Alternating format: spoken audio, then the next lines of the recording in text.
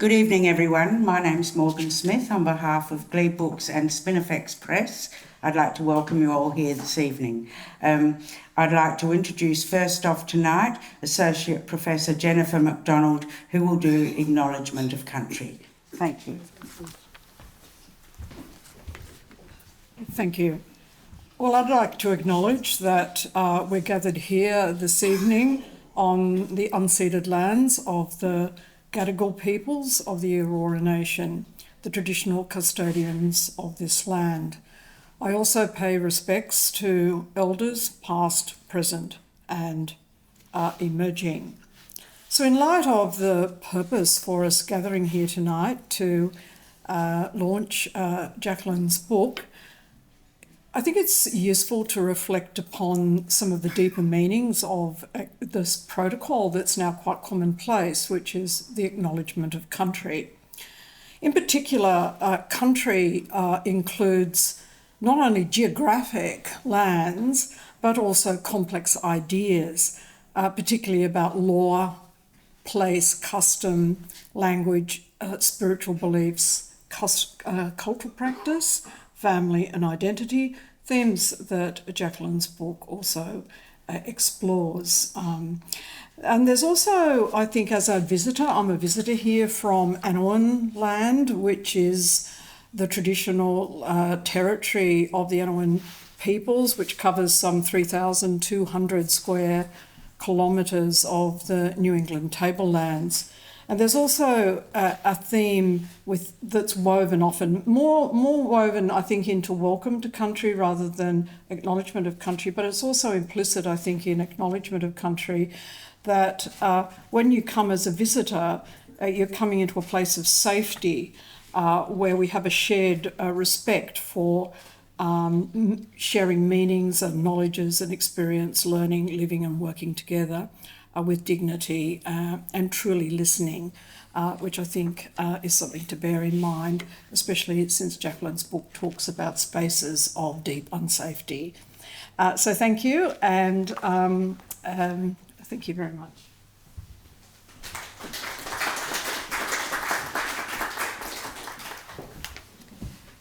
So tonight we have a guest speaker and then the launcher to formally launch the book. So our guest speaker tonight is Dr. Mindy Satori, who is the Executive Director of Justice Reform Initiative, an organisation driving the case for criminal justice reform across Australia.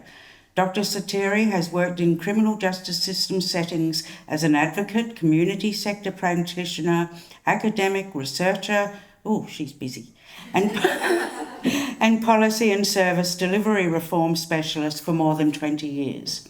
She is recognised as a leading advocate, academic and practitioner in the area of post-release and has a deep understanding of the social, cultural and systemic drivers of incarceration. She holds a PhD from the University of New South Wales and was also a 2016 Churchill Fellow. Dr. Satori is also the former Program Director of Advocacy, Research and Policy at the Community Restorative Centre in Sydney. During this time, much of her work focused on advocacy around decarceration, reducing the overrepresentation of vulnerable populations in the criminal justice system, working alongside Indigenous-led organisations to reduce First Nations over-incarceration, and building sustainable community-based and community-led pathways outside of prison settings. Please welcome Dr. Mindy Satori.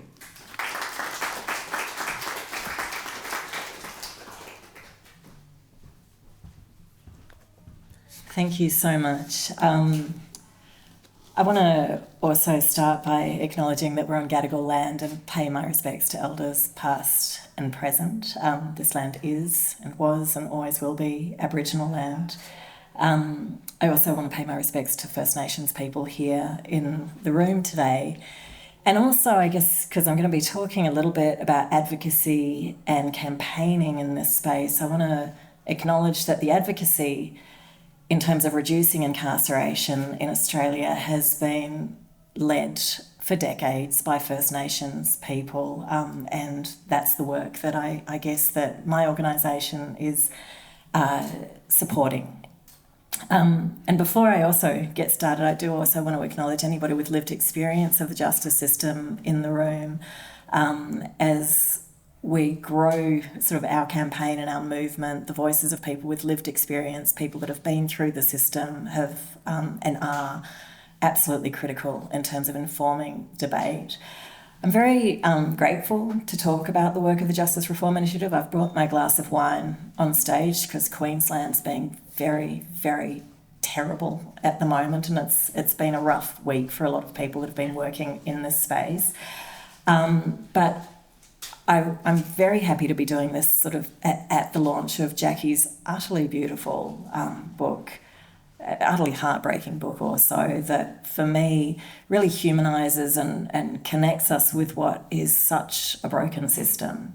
And I think it is such an important time to be having this conversation in Australia about how we, all of us as a community, might do things differently or better. And I guess as a frame to sort of start the conversation, I do want to make it really clear that I am absolutely certain that we will look back at this time in Australia, at the way that we incarcerate, at the way that we imprison children especially, and be utterly horrified. I have no doubt that in years to come we will look back at this as an incredibly shameful period. I also, because I'm an optimist, have no doubt that we are going to change this, that we have to change this, that it's all of our responsibility to change it, that we will be successful in our campaign to reduce the use of incarceration overall and to get rid of the use of incarceration for children. I also know, of course, though, that it's a tough gig. You know, this is tough work, and people have been trying for a very long time to try and change things in Australia. But I do think that the stories like the one that Jackie has written are just such an important part of connecting people in a really visceral way in terms of what it looks like and what it feels like when the state fails children in the way that it does. So I'm going to start by, I'll do a little brief intro to the work of the Justice Reform Initiative, what we're all about, and then I'm going to talk a little bit about youth justice. But we were formed in 2020. My chair and colleague and boss, and a man I deeply admire, Robert Tickner, started the thing. As some of you will remember, he was the Federal Minister for Aboriginal Affairs in both the Keating and Hawke government, the longest serving Aboriginal Affairs Minister that we've had in Australia. And alongside a whole lot of other pretty important stuff that he did in that portfolio, he was also responsible for getting the states and territories to sign up to the recommendations of the Royal Commission into Aboriginal Deaths in Custody. So this was more than 30 years ago. And it's fair to say, I think, that at least part of the impetus and the drive for Robert starting the Justice Reform Initiative is his absolute heartbreak at the lack of progress in Australia. And I know Jackie talks about this in the afterword to her book as well. He also recognised that there is a need. I mean, we don't look to the United States for sort of inspiration for anything to do with incarceration generally. But all of us sort of watched with interest to see at the last presidential debates, both Trump and Biden actually were competing with each other to see who would get more people out of prison. There was a real recognition, at least a rhetorical recognition, that imprisonment, mass imprisonment as a policy sort of setting had been a total failure. And I guess Robert and me and others looked at that and thought, can you imagine Australian politicians having that conversation? Can you imagine a political landscape where people are sort of talking about, oh, you know, we need to get more people out of prison and we've really messed it up? They were pointing fingers at each other, saying your party was responsible for this. No, yours was. We've got things so, and again, there's nothing to be inspired by in the United States, but I guess it got Robert thinking about the importance of bipartisan sort of support for this. So really that's at the heart of the work that we're trying to do. And he also recognised that First Nations organisations that have been doing the heavy lifting, the Aboriginal Legal Service, changed the record. There's so many amazing Aboriginal-led organisations.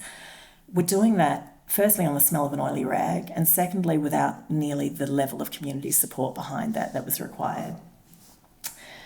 So that's why we were formed. Robert pulled together a whole bunch, about 120 patrons, including 2 former Governor Generals. So we've got Sir William Dean and David Quentin Bryce as the sort of the chief patrons. And then we have amazing members of the community, former politicians from all sides of politics across Australia, former members of the judiciary, Aboriginal leaders, respected community leaders, academics, and a growing number of artists and other people that are eminent Australians. And again, we're trying to make this conversation something that many, many more people can get behind.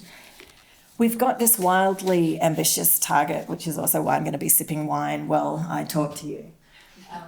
Which is that we're aiming to reduce incarceration by 50% by 2030. And the reason that we've chosen that target and the reason that we've decided to be ambitious is because Australia is so out of step with the rest of the world in terms of our rates of incarceration. The Productivity Commission, when they sort of put out a report a couple of years ago, when they were looking at the incredible increase in Australia's prison population, compared it to the rates in other countries and found that in the whole of the world, Australia, there were only 2 countries that had incarcerated at a faster rate between 2003 and 2018. Those countries were Turkey and Colombia. Australia we incarcerate more than almost everywhere in Western Europe. We incarcerate way more than Canada, Japan. In fact, we're really out of step. So we decided that we wanted to aim high because if we reduce incarceration by 50%, that will bring us into line with many of the countries in Western Europe and many of the countries, in fact, in the OECD. So we've got this growing number of supporter organisations that have put their names to it. We're funded through the Paul Ramsay Foundation. We got very lucky with that. I have the equivalent of 8 full-time staff, about 14 actual humans that are working around Australia to campaign around reducing incarceration. When I just realised I didn't bring my phone up here, so somebody's going to need to shout at me when it gets to sort of close to 15 minutes. Is someone keeping time? I really don't like it when people go over time. All right, we'll just... You guys may just be with me all night. Another 5 minutes? All right, perfect. Thank you. So when we first sort of started our campaign around what it was that we were trying to do, we sort of said, well, what are the problems that we're trying to solve? I'm just going to run through those briefly, then I'm going to tell you what it is that we're trying to do to respond to those problems. So firstly, the overuse of incarceration, like I just said. The second thing is that we use prison in Australia as this both a default sort of measure in terms of addressing crime in the criminal justice system, but also a default system to manage complex disadvantage. But actually, of course, what we know is that prison doesn't work to do any of those things. We know all of the research shows us that prison does not work to deter crime. It certainly doesn't work to rehabilitate. It, in fact, causes a great deal of harm, and the experience of imprisonment makes it much more likely that somebody is going to go on to have entrenched justice system involvement. So it doesn't work. We're spending a lot of money on something that doesn't work, and it's causing an enormous amount of harm. We also know that it is causing an enormous amount of harm to the most vulnerable populations in our community, and we know that we are criminalising First Nations communities in some places more than any other population in the world. We also know that there has been a systemic failure to address the social determinants of incarceration, of contact with the justice system. So we know that even though we have a great deal of evidence about what the drivers of incarceration are, we haven't managed to respond to those as a community. And despite this evidence, there's been very limited take-up of this kind of these pieces of work, these royal commissions, these academics sort of putting out report after report. Government hasn't taken it up in the way that we might hope. So our job is partially about trying to shift that. And then we've got this critical piece, which is the piece, I suppose, that is really at the heart of what we do, which is that being perceived to be tough on crime and justice being an issue that is deeply politicised in terms of the policy that surrounds it, has become the status quo in Australia. So it's become a very convenient, politically accepted strategy And it's also, I guess, supported by a particular approach in the media to the way that we understand crime, to the way that crime is reported, which dehumanises and further perpetuates this idea that we need to be tough on crime, and that that's somehow going to create community safety. We have a situation where there are just far too many people being managed, and I say that in inverted commas, in criminal justice system settings rather than being supported in the community.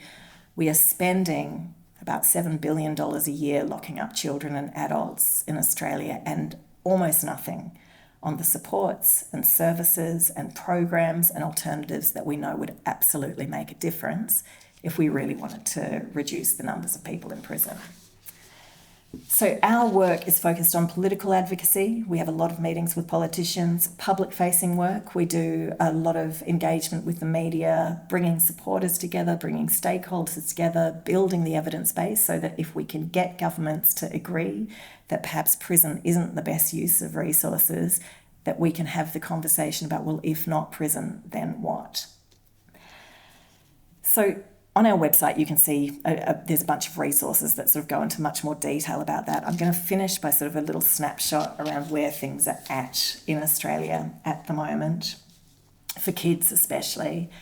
And I'm hoping that sort of this context we can have a bit of a thread between this information and then the incredible book that's being launched tonight, in terms of what it is that we need to respond to, both in terms of the harms of incarceration, which are captured in such a heartbreaking and beautiful way in Jackie's book, but also that are borne out by all of the sort of data and the stats that we sort of are often talking about when we're trying to change people's minds in Parliament. We've got 828 kids that are locked up tonight in prison. Many of them are as young as 10. That is a snapshot, though. If we are to look at the numbers coming in and out of prison each year, there's around 9,000 kids that are coming in and out of prison each year. That does not count the numbers of children that are locked up in police watch houses. And say in Queensland, there's about 7,000 children each year that are locked up in police watch houses, many of them for weeks at a time in places that are not designed at all for anybody to be in for more than a couple of hours. We know that 63% of kids are First Nations kids, much higher. Places like the Northern Territory, it's about 94% of kids in prison are First Nations.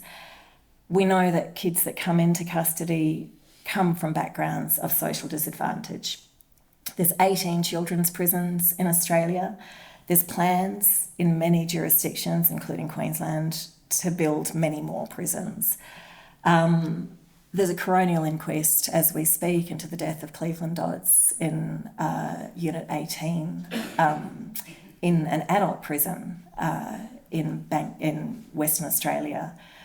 We know that First Nations advocates warned the West Australian government about this and have been warning about deaths in custody for children for years. We are currently warning the Queensland government about the imminent risk of a child dying in a watch house because of the conditions at the moment. This is not something that happened long ago.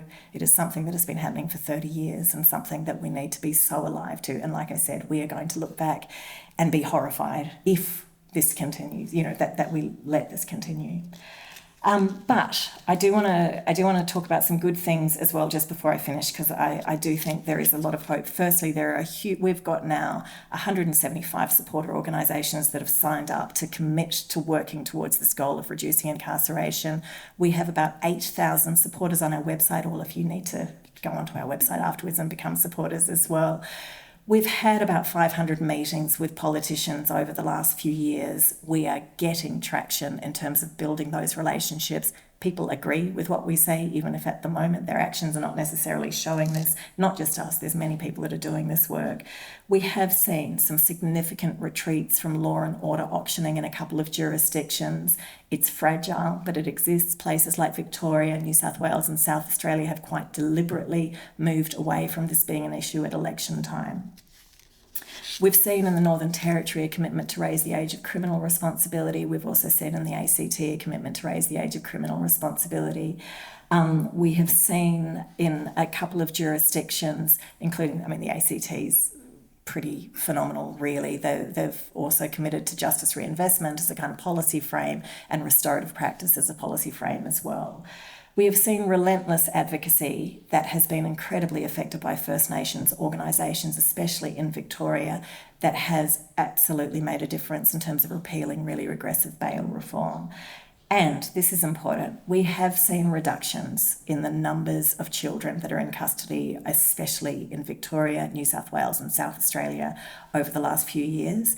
We have seen a commitment on the part of the Tasmanian government to shut down Ashley Youth Detention Centre, and both sides of politics have agreed that. We've seen an Aboriginal Justice Agreement in the Northern Territory that, again, both sides of politics have signed up to.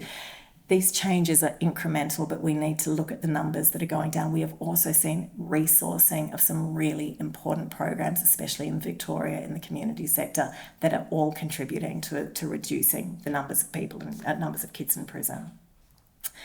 We are saying in all of our reports, and you can look at them online, there's not a magic reform fix to answer that question, if not prison, then what? But there is the need for significant investment outside of the justice system if we're serious about reducing the harms of incarceration and serious about reducing the numbers of children that we put in prison. We know that there are alternative responder models that have an evidence base that mean that police are not involved in going out. We know there are alternative court models, restorative justice programs, there are post-release programs that have seen significant reductions in the numbers of people that go back to prison. There's an evidence base about what works to do things differently. The work is around getting government and decision makers and the community to sort of step into the space of really imagining that there is a completely different way to do this. And this isn't some radical vision. This is something that former Governor-Generals are getting behind, that former members of Parliament and the judiciary are getting behind. We need to make this a mainstream concern, something that, the Prime Minister will at some point bring to National Cabinet and get behind, because this is obviously an issue that goes to the heart of the human rights of the kids in Australia. Like I said, I think we can do it. I think that we know what we need to do. This extraordinary book, I think, shows us and humanises exactly the issue that we're dealing with. So thank you so much for having me here. Jackie, congratulations on the book, and thank you so much all.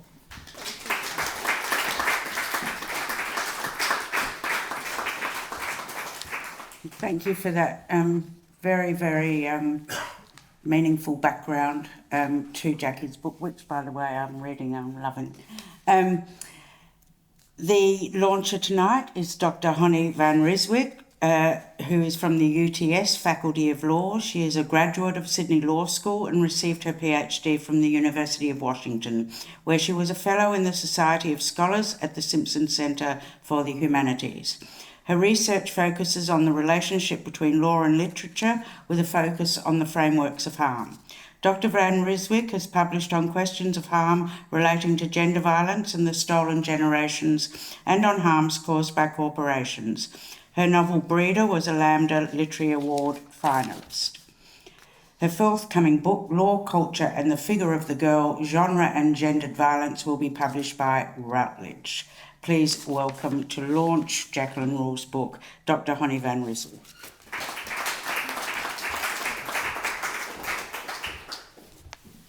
Thank you. Just for the tall person, very tall Dutch person.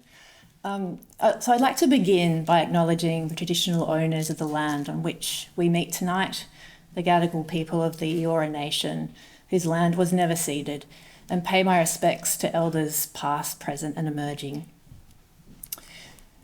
So the goal of my talk tonight is, very short talk, is to position Jacqueline Rule's brilliant novel within the law and literature tradition, which is actually a strong tradition in Australia, and it's uniquely strong. And I think it's in part because of many of the issues that Jacqueline's novel deals with. So her novel, The Leaves, forms part of an important literary tradition in Australia, a tradition that is particularly interested in whether our law actually delivers justice to First Nations people. This literature is so significant because it provides forms for what we would otherwise not see. First, that the law is violent, and second, that law's violence is disguised through certain myths and figures. The work of literary writers, including Jackie, who care about justice is to deconstruct law's violent myths and figures and to provide us with new frameworks of meaning so that we can fully see the violence of our existing laws, and more importantly, that we can demand better laws in the future. The Leaves is a significant novel because it grapples with one of the most problematic figures in Australian law and politics, and that's the figure of the vulnerable First Nations child. I'm putting that in quotes. It's an overdetermined figure in both legal and public imaginaries. It doesn't refer to a real child. It doesn't reflect the reality of First Nations children, this imaginary figure. Rather, it's a concoction by politicians that has been used since colonisation, but especially since the beginning of the stolen generations in 1910 onwards, to justify state violence through the law against First Nations communities. The role of this figure in what we might think of more widely as the imaginary of colonial authority, which transcends legal, political and cultural domains, needs to be interrogated and challenged as a matter of urgency. And this is part of the work of Jacqueline's novel. The figure of the vulnerable First Nations child haunts the Australian imaginary. It shores up violent state laws from the recent history of the stolen generations through to the Northern Territory intervention and now to contemporary practices of child removal and child incarceration. The persistence of state violence against First Nations peoples is constituted through legal and political domains, as well as through the persistence of particular mainstream stories, myths and figures that are part of the continuing colonial legacy. And these include the stories that we tell about so-called settlement and about the continuing effects of colonisation on First Nations people. And one of the most dangerous stories that's told in politics and in mainstream culture is how violent law is justified in asserting jurisdiction over First Nations people.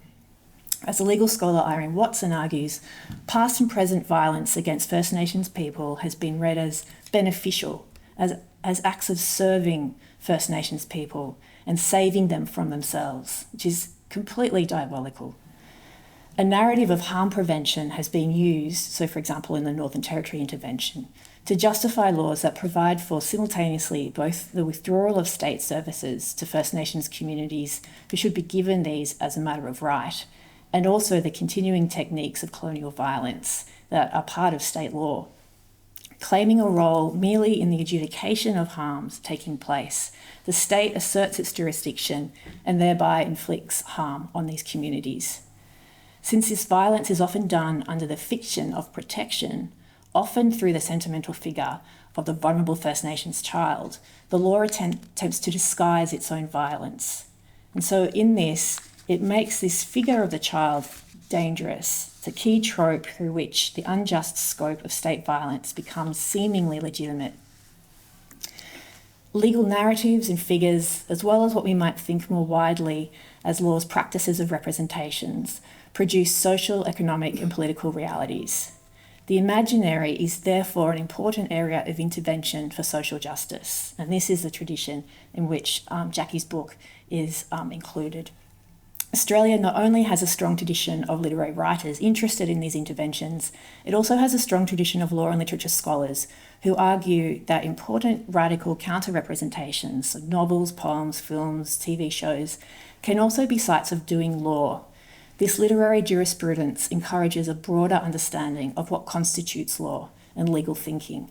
In this way, novels, poems, films become sites where emergent imaginaries theorise new laws, new ways of thinking beyond the state, going beyond the state's legal violence, and also against the frequently violent imaginary of mainstream culture. In this tradition, Jackie's novel The Leaves provides us with alternative ways of legal thinking. In very real ways, it's modelling how we might create and do law through the literary imagination. Her novel reveals the fragility of categories and narratives of identity and truth upon which law relies. Her novel undoes the violent logics that our current laws take as axiomatic. The Leaves is such an important book because it reveals what is often disguised not only in law but in mainstream culture. That is, it reveals the continuing violence of both our laws and our politics against First Nations children, which is still papered over with a story of best interest, particularly in the area of child protection. We see this violence in the continuing removal of First Nations children from their families and communities, and the related violence of Australia's carceral obsession, which has led to the over-incarceration not only of First Nations adults, but of First Nations children as young as 10. Moreover, the Leaves reveals the interconnectedness of these different forms of brutality, stripping away any kind of sentimental feeling to show the very bleak reality of how cruel our law is and how cruel our public cultures of feeling are towards our most vulnerable citizens. The novel shows that this violence is not at all historical, but very much located in the present, and that the public sentimentality of the apology or the sorry books or bringing them home or reconciliation mean nothing if we cannot stop this violence of the present. But the novel also gives us hope and a way forward. It provides new frameworks, metaphors and narratives to represent not only the injustices of harms inflicted by law against First Nations children, but what should come next.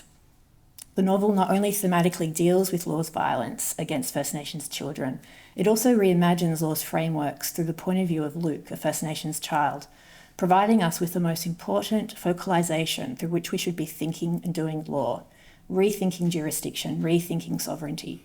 We should put the First Nations child at the centre of our jurisprudence. Luke should be the subject position and voice of legal critique. The novel shows that the abstract figure of the child does harm. In the name of this abstract figure, our contemporary laws remove actual First Nations children from their families and incarcerate actual children as young as 10 in facilities so brutal that Dickens could incorporate them into his novels without there being any dissonance. Jackie's novel makes this figure particular and material, not abstract. In Luke's quest for justice, we hear Luke as the voice and subject position of legal critique. The Leaves is thereby contributing to an emergent transnational interdisciplinary jurisprudence, a true engagement between law and literature that seeks to remake our legal imagination. The Leaves calls law to account for its failure to take responsibility for past violence. It calls law to account for its violence in the present, and it argues powerfully that the law of the future will only be just if we have children like Luke at its centre. It's therefore an honour as well as a deep pleasure to launch The Leaves, and I hope with all my heart that it is taken up by lawyers, politicians and the public as an urgent call for change. Thank you.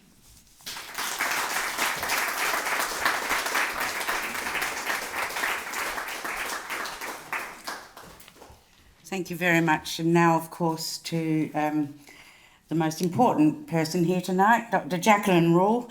I will read out the biography she gave me, even though you probably all know her very well.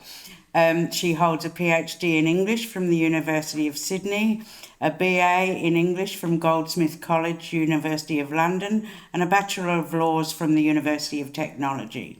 She is the winner of the University of London's 150th Anniversary Prize for Academic Achievement in English Literature. Born in South Africa, Jacqueline has lived in Sydney for many years. She is admitted as a solicitor by the Supreme Court of New South Wales. Jacqueline has worked in research and academic governance at UTS as an academic tutor teaching literature at the University of Sydney and as a fiction reader for literary journals. Her PhD thesis focused on the intersections between literature and law, narrative ethics and interpretive practices, and the representation of historical trauma through the form of the novel. In addition, Jacqueline spent several years working in a legal organisation supporting a specialist committee on youth detention in the criminal justice system. The Leaves, as we know, is her debut novel. Please welcome Dr. Jacqueline Rule.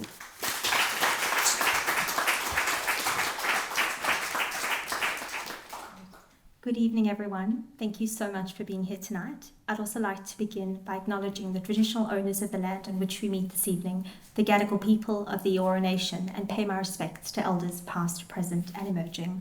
Thank you to Associate Professor Jennifer MacDonald from the University of New England for her wonderful acknowledgement of country, and to Dr. Mindy Saturi for providing critical context around incarceration and outlining the urgent and important work that Justice Reform Initiative are doing.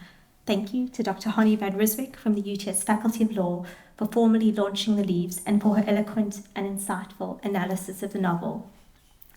Bringing a book to readers is indeed a team effort, and I'm fortunate to have had a truly wonderful team behind me.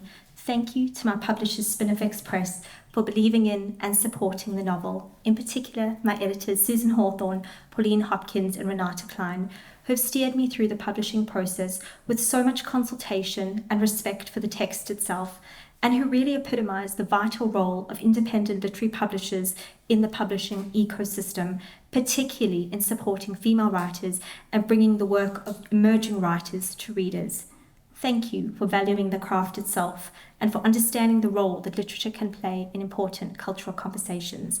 A big thank you to my fantastic publicist Rachel McDiarmid, to Caitlin Roper, Helen Christie, Daniel Osborne, and of course to Deb Snibson for designing this really beautiful book cover. Thank you. My sincere thanks also to Gleebooks, particularly David Gaunt, Andrew Sims, Morgan, and their amazing team. Thank you to Michael Olofse for his incredible photography, and to Matt Callian, our wonderful videographer tonight. I'd also like to thank the UTS Faculty of Law for all their support and for including the leaves as part of the recommended reading syllabus for the UTS Justice Programme.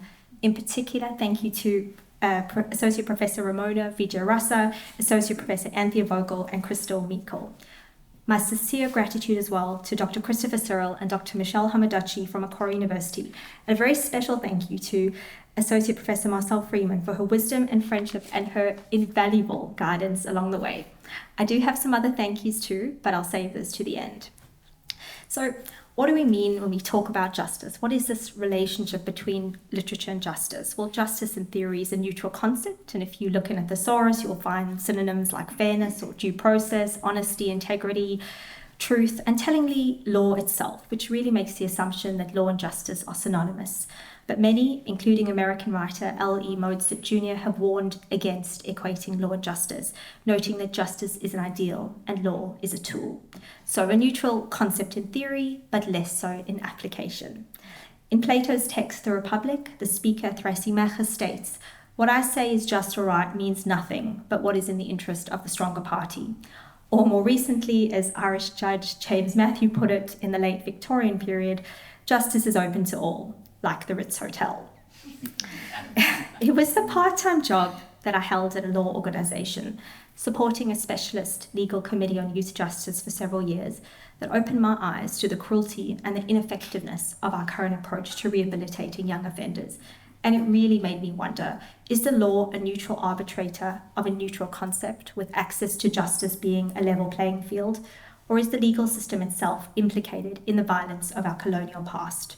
What is the relationship between the power dynamics that underlie our contemporary legal structures and the destructive web of our history that continues to ensnare us?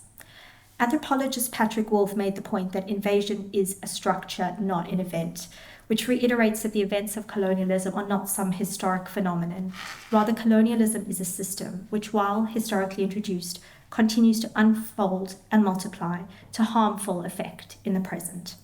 This plays out, for example, in the contemporary foster system, where the state's punitive approach to social welfare continues to essentially punish intergenerational disadvantage. The foster system has become, in many instances, an almost certain pipeline to juvie, and many people, as we've heard from Dr. Satiri tonight, find themselves trapped in both the foster system and the criminal justice system. We know, as Dr. Satiri mentioned, that First Nations youth are vastly overrepresented in both systems, indicating that the historical structures of colonialism have indeed continued to unfold and multiply and harm, and have fed intergenerational disadvantage since the founding days of the colony. And the law itself is implicated in this. As sociologist Pierre Bourdieu puts it, while the law creates the social world, it is this world which first creates the law. Unfortunately, harmful stereotyping and cliched narratives about children in the foster system and the youth detention system continue, both in newspapers and courtrooms. The Leaves advocates for a more restorative, trauma-informed approach to these complex issues. It asks readers to think critically and humanely about youth incarceration in ways that challenge the politically convenient, tough-on-crime narratives that continue to proliferate, even when we know that tough doesn't necessarily mean effective. Such strong-arm narratives do nothing to address the real issues that Dr. Satiri spoke about tonight, and in the process they gloss over the ongoing trauma and cruelty imposed by the legal, political, and social welfare systems, failing to address historical root causes and masking the law's own dependence on what critic Robert Cover terms as an underlying matrix of social narratives informed by and still operating within a framework of unjust, inherited colonial structures. And knowing all of this, why literature? What can literature do? You can't submit a novel in place of a legal policy paper when the Attorney General's Department calls for submissions. However, in more subtle, conceptual, and cultural ways, I do believe that literature and activism can intertwine to serve mutual aims, especially when we consider Bordeaux's quote that I mentioned, that while the law creates the social world, it is the world which first creates the law. And so perhaps it is outside of the courtroom, outside of the silk's chambers, out in the wider world, where we make sense of our moral and ethical positionings, that literary form can play a role. Not least because, as critic Elizabeth Deeds Ermoth noted, we exist in a discursive condition. Storytelling is what critic Alan Munslow deems a fundamental state of our existence. We are narrative-making creatures. So perhaps it is in the hearts and minds of readers, and in these communities of readers that make up a society, that literature can exert a subtle but important realm of influence to advocate for new ways of perceiving or addressing issues, including jurisprudential issues in broader cultural conversations. Literature can and has exposed the fault lines of injustice and oppression throughout history, and it has often done so in contexts where putting pen to paper could mean imprisonment or worse. Authors writing in apartheid South Africa kept on writing, even though they knew that literature could speak truth to power, even if writing a novel critical of the state could mean censorship, a visit from the secret police, or failing to return home at all. But literature offers readers an understanding that speaks conceptually to the mind, but also in a tactile, aesthetic, and emotive sense to the heart, and therein lies part of its particular moral power to influence. A literary text communicates its thematics through its poetics, its rhythms, and among other literary devices, through the visceral associative poetics and images, the evolving motifs in a novel that join the dots in our brain to make us not only think, but also to feel.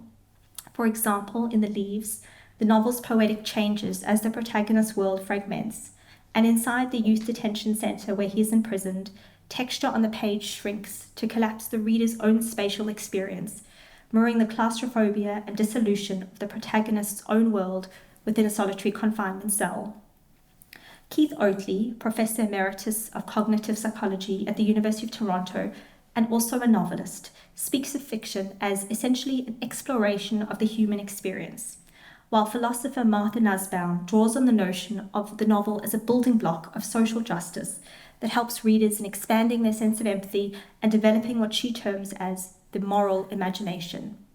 Without advocating for an overly naive or an old-fashioned liberal humanist theoretical approach to the power of literature, I still believe the fictional form can exert some moral influence in the space between. In this dance between reader, writer, and text, novels expand us. They stretch our moral consciousness. They take us out of our own worlds and into other headspaces.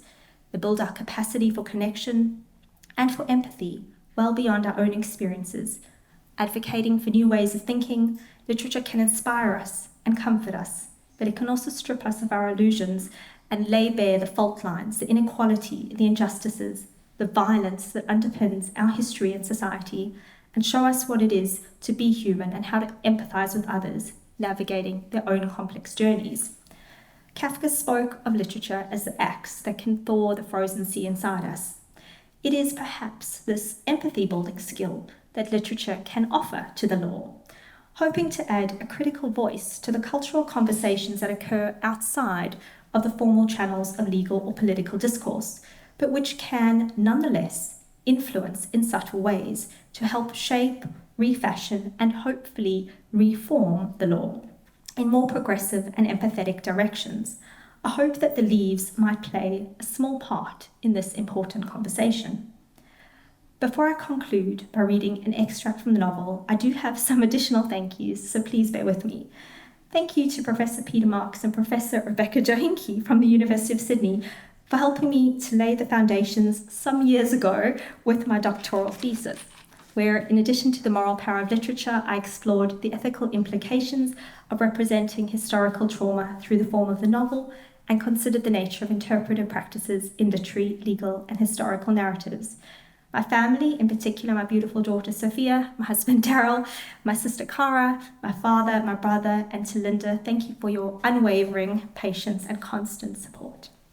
To my wonderful writers group friends, Jan, Lee, James, Jonathan, Diana, Nazrin, and our many other friends, thank you for all of your support, for our wonderful discussions about literature over the years, which all took place around Jan's dining room table, which must have had a very special energy. Thank you to the Law Society of New South Wales, to Gilbert and Tobin Law Firm, especially David Josselson and Jan Christie and the Gilbert and Tobin pro bono team, who are also at the forefront of this important work in the justice space. A massive thank you once again to Justice Reform Initiative, particularly Dr. Mindy Satori, for the critical, impactful work that they're doing to drive the law forward. And as Dr. Satori said, I would implore all of you to have a look at the Justice Reform website and spread the word about the wonderful work that this organisation is doing. So before I conclude with reading a brief extract, one final thank you as well to my publishers, Spinifex Press, who have made tonight and everything possible. So I'm going to just read a brief extract from page 113 of the novel, and it takes place on a walk inside the detention compound. Morning, a different guard accompanying them to the learning centre. Across the ground, still within the fence. The path is overgrown, the grass dry, colourless, itching against his ankles. The ground is brown, red, flat. There's no shade, no trees. Only a few stumps where trees once stood, towering above the fence. Stumps barely taller than the long grass, cut, felled, still rooted beneath the pebbles and soil. From above, concentric rings encircled in the stumps. Light rings from spring and early summer growth, dark rings from late summer and autumn growth, dry seasons, droughts, rainy seasons, scars from bushfires, recent and decades old. The sky is like wool, thick, greying, distant from the hazard reduction burns. Luke recognises where he is, close to the front gates. He'd arrived in the dark, under the row of searchlights, long-necked, rising even above the top of the fence, straight-backed, standing to attention. Despite the overcast weather, the lights are off today, watching, desolate, over the perimeter as the group passes.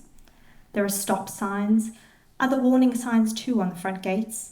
A car outside uses the driveway to reverse quickly before changing direction. The street is empty otherwise.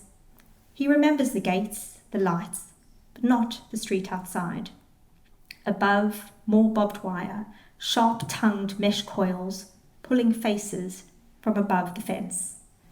He pauses, looking back towards the main building. It's lower, flatter than the court they'd taken him to alone.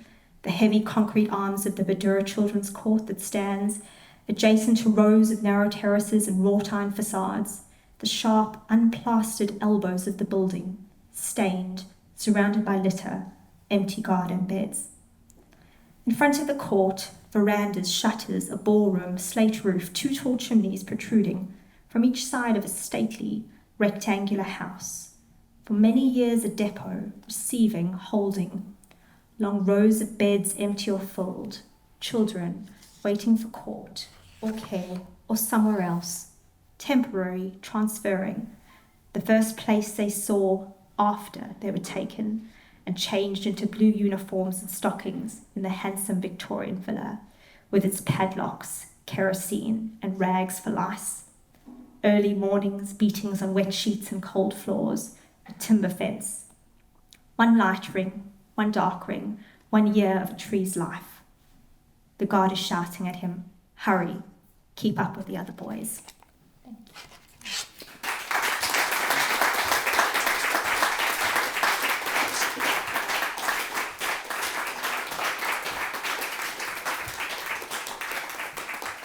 So, on top of Dr. Rule's other achievements, she can also write. I'm here to close with some thank yous from Spinifex Press, who of course can't be here tonight. And this is what they have sent, so I'll read it verbatim with no sort of interjections of my own. While none of us from Spinifex are able to be here tonight, we'd like to extend our thanks to all involved in the launch tonight. Spinifex offices are based on the country of the following Indigenous communities: Jiru, Bunurong and Wurundjeri, Wadawurrung, Gundagara and Noongar. First of all, thank you to Jacqueline Rule for her extraordinary debut novel. I hope it generates a great deal of discussion and helps to change the systems that are clearly failing Indigenous youth in every state and territory in Australia. Thanks to the speakers, Associate Professor Jennifer McDonald, Dr. Mindy Sotiri and Dr. Honey Van Ryswyk for launching Jackie's book tonight. And to Associate Professor Marcel Freeman, who alerted us to Jackie's novel and provided an endorsement for the back cover. Thank you to everyone attending the launch and to Gleebooks, who have always supported independent publishers. Indeed, they were the first bookshop to order a Spinifex title back in 1991. So many people are involved in the production and promotion of a book, and we'd like to thank all the women at Spinifex, Senior Editor Pauline Hopkins, Marketing Manager Rachel McDermott, Social Media Manager Caitlin Roper, Cover Designer Deb Snipson, and Designer and Typesetter Helen Christie. As publishers, Renata Klein and Susan Hawthorne would like to thank one another for constant support. Once again, thank you to all of you who are here this evening. Please spread the word with your friends and encourage them to come into Gleebooks to buy the book, or if not in Sydney, visit the Spinifex website, spinifexpress.com.au. Please do stay around and have something to eat and another drink and talk to Jacqueline. Of course, she will be signing her book at the back of the store. So thank you very much, everyone.